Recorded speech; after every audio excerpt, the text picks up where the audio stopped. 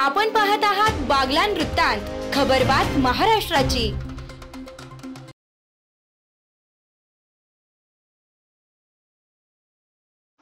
जेव्हा आपण आपल्या देशातील महिलांसाठी सर्वात नियमित दैनंदिन क्रियाकल्प सुरक्षित करण्याचा विचार करू, तेव्हाच आपण स्वतःला एक यशस्वी राष्ट्र म्हणू शकू।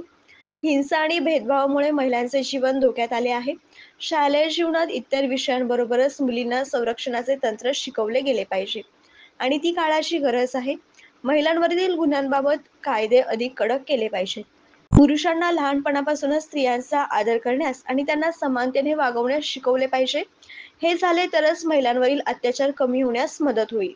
स्वतःला आपला न समजता आलेल्या संकटावरती रणरागिणी म्हणून मुलींनी वेळप्रसंगी परिस्थितीशी दोन हात करण्यासही तयार झाले पाहिजे, असे प्रतिपादन नीरपूर प्राथमिक आरोग्य केंद्राचे वैद्यकीय अधिकारी डॉक्टर राहुल सोनवणे यांनी तिळवण येथील तिलकेश्वर विद्यालयात आयोजित विद्यार्थी पालक मेळाव्यात व्यक्त केले।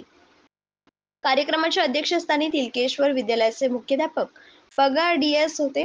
कार्यक्रमाच्या सुरुवातीला मान्यवरांच्या हस्ते सरस्वती पूजन व दीप प्रज्वलन करून कार्यक्रमाची सुरुवात करण्यात आली। सध्या महिलांवरील अत्याचारांमध्ये घटनेमध्ये दिवसेंदिवस वाढ होत आहे।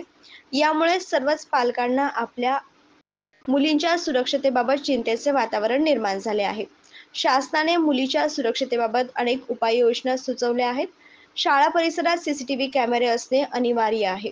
या पार्श्वभूमीवरती तिळवण येथील तिलकेश्वर विद्यालयात दिनांक 31/8/2024 रोजी विद्यार्थी पालक मेळावा आयोजित करण्यात आला होता।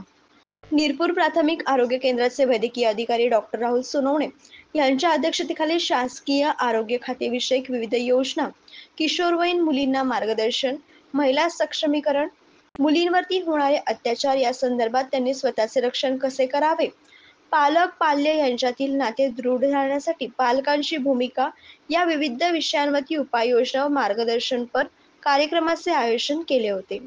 या कार्यक्रमास नीरपूर प्राथमिक आरोग्य केंद्राचे वैद्यकीय अधिकारी डॉक्टर राहुल सोनवणे, तिलकेश्वर विद्यालयाचे मुख्याध्यापक पगार DS, भामरे SR, पगार SS, देशमुख HY, पालक व विद्यार्थी मोठ्या संख्येने उपस्थित होते। बागलान वृत्तांतसाठी शशिकांत पिरारी।